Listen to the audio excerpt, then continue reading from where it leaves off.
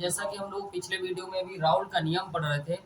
राउल का नियम क्या है और क्या है इसकी सीमाएं, कैसे विचलन होगा, आदर्श विलयन क्या है, अनादर्श विलयन क्या है, धनात्मक विचलन क्या है, ऋणात्मक विचलन क्या है, सारी चीज हम लोग जानेंगे आज। चलिए फिर से एक बार देखते हैं राउल का नियम क्या है।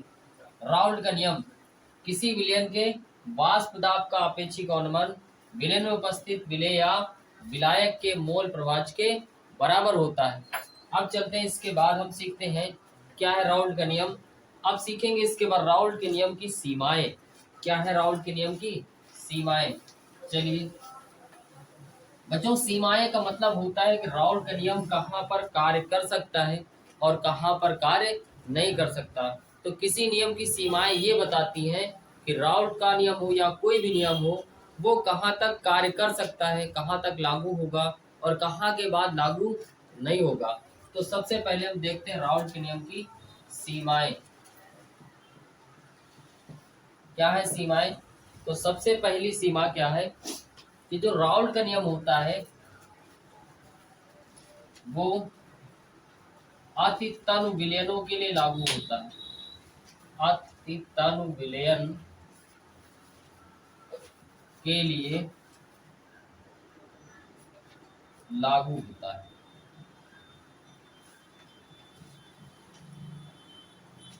चलिए, तो पहला पॉइंट क्या है कि ये किसके लिए लागू होता है? अतितनु विलयनों के लिए लागू होता है। दूसरा क्या है, ध्यान से समझिए कि जो राउल का नियम है वो किसके लिए लागू होता है? अतितनु। और दूसरा पॉइंट हम लोग सीखेंगे कि यह अवाष्पशील, यानी ऐसे पदार्थ जो वाष्पित नहीं होते, क्या कहलाते हैं? अवाष्पशील पदार्थ, विलेय पदार्थ के लिए लागू होते।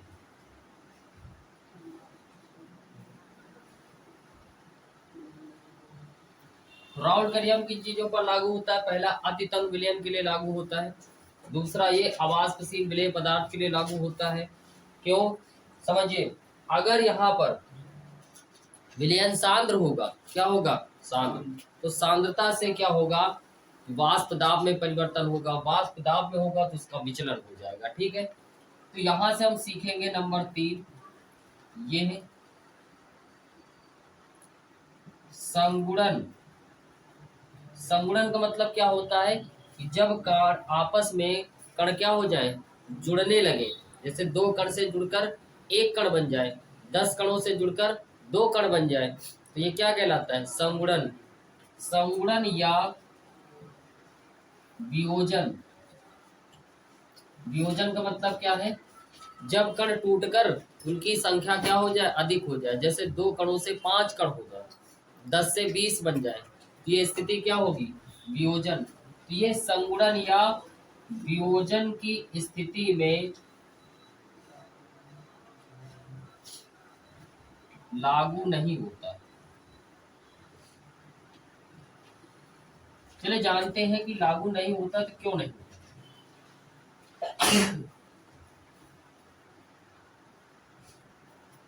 देखिए, ये संगुणन या वियोजन की स्थिति में लागू नहीं होता। क्यों? ध्यान से समझिए। अगर वियोजन होगा तो वियोजन का मतलब जैसे हमारे पास एक कण ए बी है और ये टूट कर ए प्लस बी माइनस साइन बना लेता, तो एक से कितने कण बन गए? 2। यहाँ पर कणों की संख्या बढ़ने से इसकी वाष्पन की दर क्या होगी? बढ़ जाएगी। वाष्प दाब बढ़ेगा तो वाष्प दाब का अवनमन जो है उसमें भी क्या होगी? वृद्धि हो जाएगी। अर्थात फिर से हमारा वाष्प दाब का अपेक्षिक अवनमन बदल जाएगा। इसी प्रकार अगर संगुणन होगा तो संगुणन में वापस उल्टा सोचो, यही कण आपस में जुड़कर ए बी बना ले, अर्थात 2 कण क्या जुड़कर 1 कण बन गए, तो संगुणन में आयनों की संख्या क्या होगी? घट जाएगी। इस प्रकार अगर आयनों की संख्या घट जाएगी तो आयनों की संख्या घटने से इसकी वाष्पन दर भी क्या होगी? घट जाएगी। अर्थात इस तरीके से हम ये जान पा रहे हैं कि राउल्ट का नियम कहाँ पर लागू होता है और कहाँ पर लागू नहीं होता है। चलिए देखते हैं कि अगर लागू होता है तो कौन से ऐसे विलयन हैं जो इस राउल्ट के नियम का पालन कर पा रहे। चलिए देखते हैं कि राउल्ट का नियम का पालन कौन करेंगे और कौन नहीं करेंगे। ठीक है,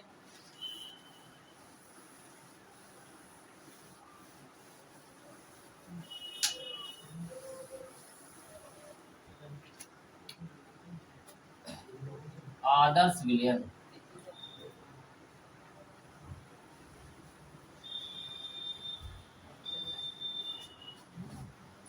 आदर्श विलयन समझिएगा जरा। आदर्श विलयन क्या है? वे विलयन जो राउल्ट के नियम का क्या करते हैं? पालन करते हैं। ऐसे विलयन जो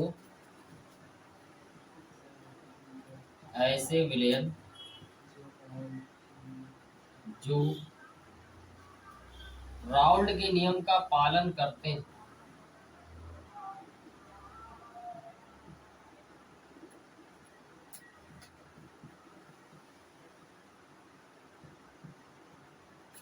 क्या कहलाते हैं?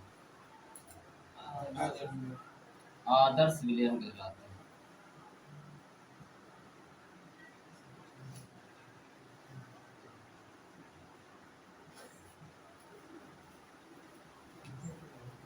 ऐसे विलयन जो राउल्ट के नियम का पालन करते हैं क्या कहलाते हैं?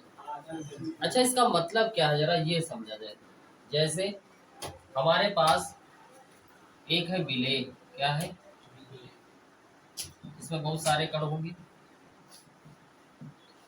दूसरा है विलायक, क्या है?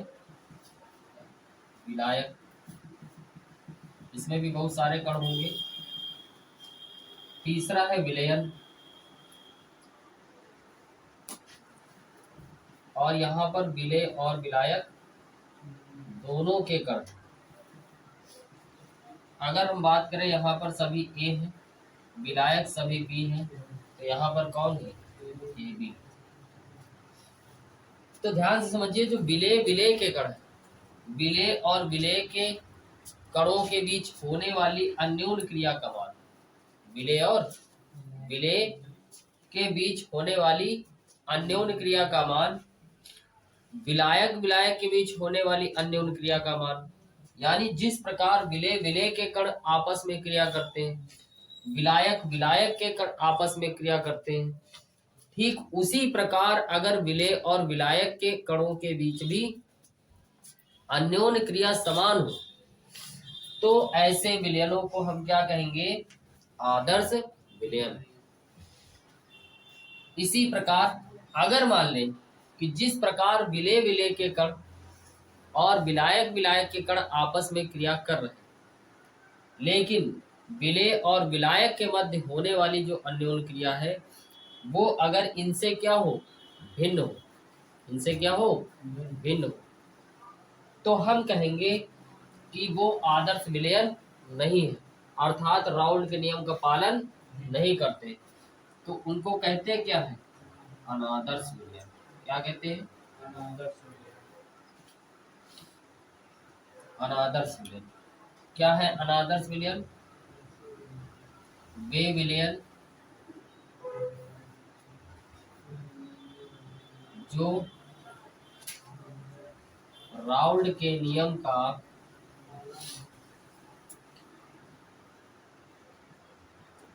पालन नहीं करते, क्या कहलाते हैं? अनादर्श विलयन।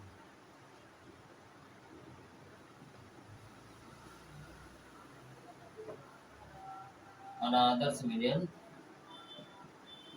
कहलाते हैं। ठीक है, तो वे विलयन जो राउल्ट के नियम का पालन नहीं करते क्या कहलाते? अनादर्श विलयन। ठीक है, चलिए आगे समझते हैं कि इस प्रकार अगर हम बात करें तो ये राउल्ट का नियम हो गया, जो उनके विचलन हो गए, जो पालन करते हैं और जो पालन नहीं करते उन्हें हम क्या कहते हैं? यहाँ से समझिएगा, यहाँ पर इसका मतलब क्या है? विचलन अगर प्रदर्शित करेंगे तो यहाँ पर जो विलेय विलेय के बीच होने वाली अन्योन्य क्रिया, विलायक विलायक के बीच जो होने वाली अन्योन्य क्रिया, यानी जिस प्रकार विलेय विलेय के कण आपस में क्रिया करते हैं, विलायक विलायक के कण आपस में क्रिया करते हैं, उसी प्रकार विलेय और विलायक के कण आपस में क्रिया अगर न करें तो भिन्न हो जाएगा। तो ये जब पालन नहीं कर पाएंगे, इस स्थिति में ऐसे विलयन को हम लोग क्या कहेंगे? अनादर्श विलयन। क्या कहेंगे? अनादर्श विलयन। ध्यान से समझिए, आदर्श विलयन और अनादर्श विलयन के लिए कुछ कंडीशंस हमारे पास हैं, जो यहाँ पर देखेंगे कि इनके लिए क्या क्या कंडीशंस हो सकती हैं, जो राउल्ट के नियम को पूरी तरीके से और वेरीफाई करती हैं। ठीक है, तो समझिए, सबसे पहले राउल्ट के नियम की अगर बात करें तो यहाँ पर जो आदर्श विलयन होते हैं, कौन से विलयन? आदर्श विलयन। इन जब में बात किया जाए तो दोनों के कणों की संरचनाएं क्या होती? समान होती। ठीक है, जब दोनों के कणों की संरचनाएं समान हो, अर्थात ये भी कह सकते हैं कि दोनों के जो कण होते हैं उनके अणुओं की संख्या का जो आकार है जो अणुओं का, वो भी क्या होना चाहिए? समान होना चाहिए। और इनके कणों के बीच लगने वाले आकर्षण बल जो है, कैसे आकर्षण बल? अंतरा अणुक आकर्षण बल का मान भी क्या होना चाहिए? समान होना चाहिए। तभी आपकी ये एक ही प्रकार की क्रिया कर सकते हैं। पहली चीज, कणों का आकार भी बराबर हो। दूसरी, इनकी संरचनाएं भी एक जैसी हो। तीसरा, इनके बीच लगने वाले अंतरा आणविक बल भी अगर एक जैसे होंगे तभी वो आदर्श विलयन की भांति कार्य कर सकते हैं। इनको अगर हम गणित की भाषा में कहें कि हमारे लिए डेल्टा एच मिक्स, यानी जो ऊष्मा का जो परिवर्तन है, ठीक है, इसमें क्या होना चाहिए? वो शून्य होना चाहिए। अर्थात आपने पढ़ा होगा, ऊर्जा ना तो उत्पन्न कर सकते ना ही नष्ट कर सकते, सिर्फ इसे एक रूप से दूसरे रूप में परिवर्तित कर सकते हैं। यानी हम कह सकते हैं कि जो आदर्श विलयन के बनने में ना तो ऊर्जा आवश्यक हो रही है और ना ही अवशोषित हो रही और ना ही उत्सर्जित हो रही, तो इनके लिए जो डेल्टा एच मिक्स होगा क्या होगा? 0 होगा। इसी प्रकार से इनके लिए जो डेल्टा वी मिक्स है, यानी घटकों के आयतनों का जो परिवर्तन है वो भी क्या होना चाहिए? शून्य होना चाहिए। अर्थात जैसे मान लेते हैं कि हम ए एक विलेय ले रहे हैं और बी एक विलायक, अगर ये 500 ml ये लिया, 500 ml ये लिया, दोनों को आपस में मिलाकर एक विलयन बनाया जाए तो टोटल विलयन कितना? 1000 प्राप्त हो। ना तो इनसे कम हो ना ही इनसे ज्यादा हो। तो पहले दोनों का योग 1000, विलयन बनने के बाद भी 1000, अर्थात इनका जो आयतन परिवर्तन है वो क्या है? शून्य। ठीक है, इसी प्रकार अगर हम बात करें कि डेल्टा एस मिक्सरण जो होना चाहिए, यानी डेल्टा एस मिक्स मतलब एंट्रोपी, वो सदैव क्या होगी? 0 से अधिक होगी। क्या होगी? 0 से अधिक होगी। तो ये सब कौन से विलयन कहलाएंगे? आदर्श विलयन। ठीक इसी प्रकार अगर हम बात करें कि अनादर्श विलयन में क्या होगा, तो इनका डेल्टा एच मिक्स वो 0 नहीं होगा। यानी इनमें या तो ऊष्मा अवशोषित हो रही होगी या तो ऊष्मा उत्सर्जित हो रही होगी। इसी प्रकार इनके लिए जो डेल्टा वी मिक्स है वो भी 0 नहीं होता है। अर्थात इनमें या तो आयतन में वृद्धि हो जाएगी या तो कमी हो जाएगी। ठीक इसी प्रकार जो एंट्रोपी की बात करते हैं वो क्या होगा? 0 से कम होगा। तो इस प्रकार से हो गए आदर्श विलयन और अनादर्श विलयन। इसके बाद हम लोग आगे चलेंगे। आदर्श विलयन और अनादर्श विलयन तो समझ गए। ये जो आदर्श विलयन है जो पूरी तरीके से राउल्ट के नियम का पालन करते हैं, और ये जो राउल्ट के नियम का पालन नहीं करते हैं तो क्या करते हैं? विचलन प्रदर्शित करते हैं। अब ये विचलन हमारे कितने प्रकार के हो जाएंगे? 2 प्रकार से, एक धनात्मक और एक हो जाएंगे ऋणात्मक विचलन। चलिए सीखते हैं क्या है धनात्मक और ऋणात्मक विचलन। ठीक है, तो अगला टॉपिक है राउल्ट के नियम का विचलन।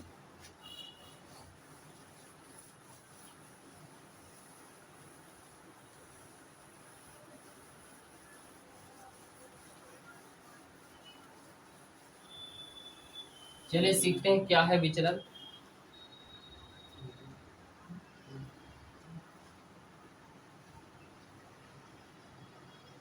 ठीक है, देखिए विचलन कितने प्रकार के, दो प्रकार। एक है धनात्मक और एक है ऋणात्मक। क्या मतलब है धनात्मक और ऋणात्मक विचलन का, चलिए समझते हैं। तो हमारे पास दो दाब होंगे, एक होगा राउल्ट के नियम के द्वारा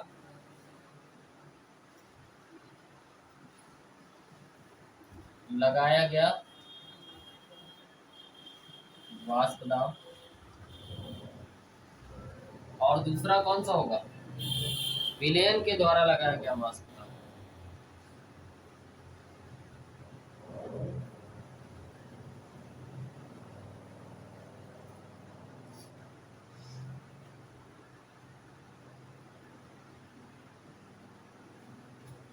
समझिएगा, पहले तो हम समझ लेते हैं कि धनात्मक और ऋणात्मक विचलन क्या है, फिर इसके अंतर्गत क्या होने वाला है, सब स्टेप बाय स्टेप हम लोग सब कुछ सीखेंगे। तो सबसे पहले समझते हैं कि विचलन क्या है। समझिएगा, यदि राउल्ट के नियम के द्वारा लगाया गया वाष्प दाब, इसके द्वारा राउल्ट के नियम के द्वारा लगाया गया वाष्प दाब विलयन के द्वारा लगाए गए वाष्प दाब से क्या हो जाए, अधिक हो जाए।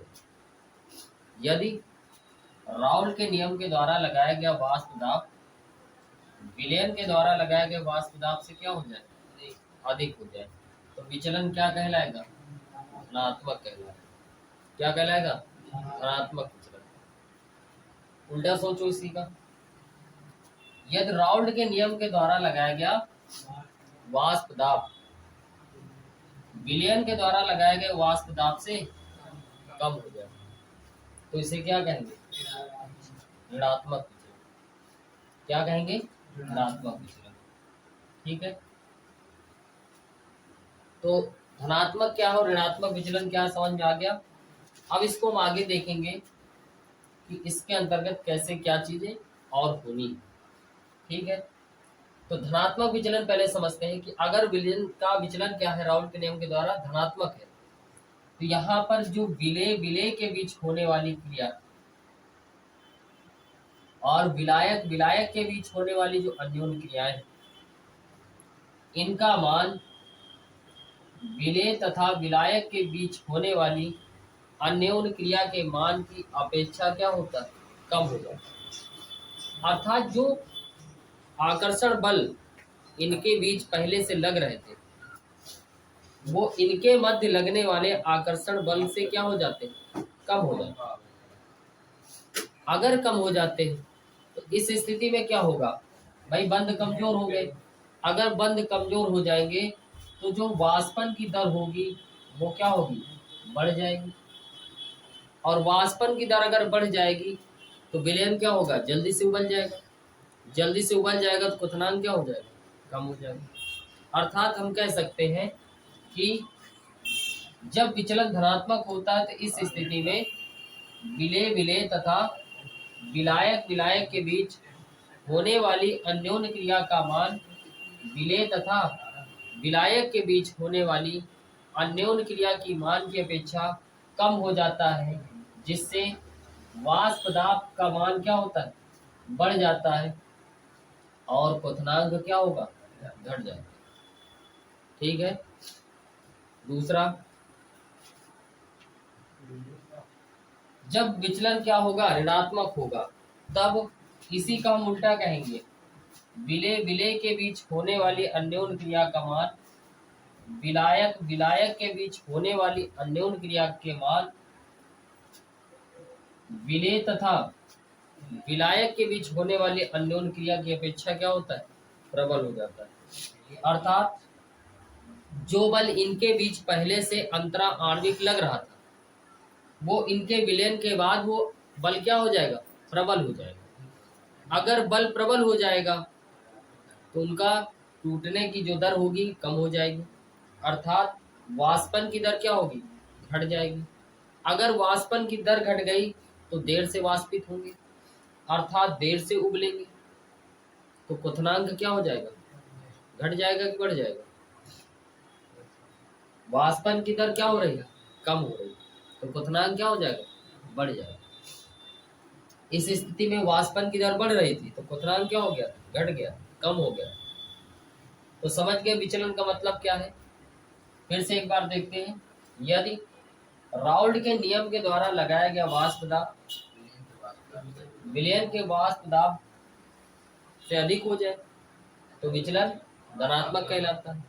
इस स्थिति में विलेय विलेय के कणों के मध्य तथा विलायक विलायक के कणों के मध्य होने वाली अन्योन्य क्रिया का मान विलेय तथा विलायक के कणों के मध्य होने वाले अन्योन्य क्रिया की अपेक्षा क्या हो जाता है, दुर्बल हो जाता है, यानी कमजोर हो जाता है, जिससे वाष्प दाब का मान क्या होता है, बढ़ जाता है। अर्थात विलयन के कण जल्दी से वाष्पित हो जाएंगे और जल्दी से उबल जाएंगे, अर्थात क्वथनांक क्या होगा, कम हो जाएगा। इसका जस्ट उल्टा हम लोग कहेंगे, यदि राउल्ट के नियम के द्वारा लगाया गया वाष्प दाब विलयन के द्वारा लगाया गया वाष्प दाब से क्या हो जाए, अधिक हो जाए, सॉरी कम हो जाए, उस स्थिति में विचलन क्या होगा, ऋणात्मक होगा।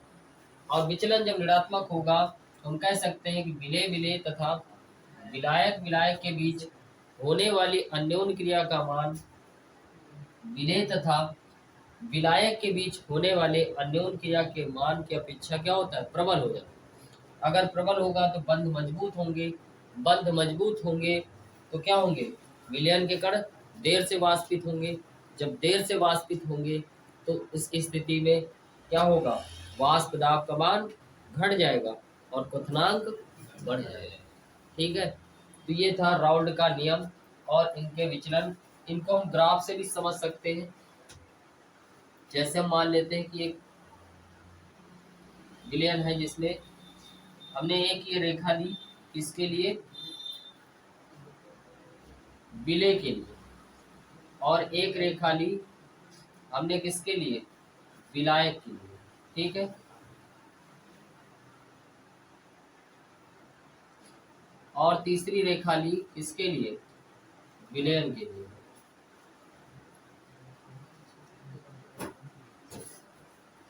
तो जब धनात्मक विचलन होगा तो इस स्थिति में वाष्प दाब का कमान क्या होगा, बढ़ेगा।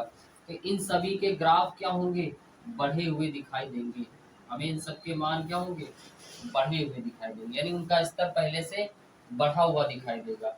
इसी के जस्ट अपोजिट अगर हम बात करें कि हमने विलेय और विलायक और विलयन, ठीक है,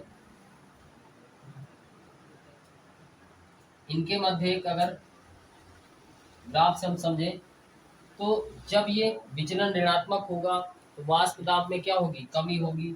तो कमी में ग्राफ को हम कहाँ लाएंगे, नीचे की ओर, अर्थात इनका ग्राफ जो होगा वो हमें कैसे मिलेगा, घटा हुआ दिखाई देगा। ठीक है, इस प्रकार से हम समझ सकते हैं कि विचलन धनात्मक है या ऋणात्मक। अगर ग्राफ ऊपर उठा हुआ दिखाई दे तो समझ जाना विचलन क्या है, धनात्मक है। और अगर ग्राफ आपको गिरा हुआ दिखाई दे तो विचलन क्या होगा, धनात्मक ऋणात्मक होगा। ठीक है, तो ये था आपका राउल्ट का नियम। ठीक है, अगला टॉपिक जो हमारा होगा वो होगा अणुसंघ गुणधर्म। ठीक है, तब तक के लिए आप इनको देखिए, हम अगले टॉपिक में मिलते हैं आपको अणुसंघ गुणधर्म से।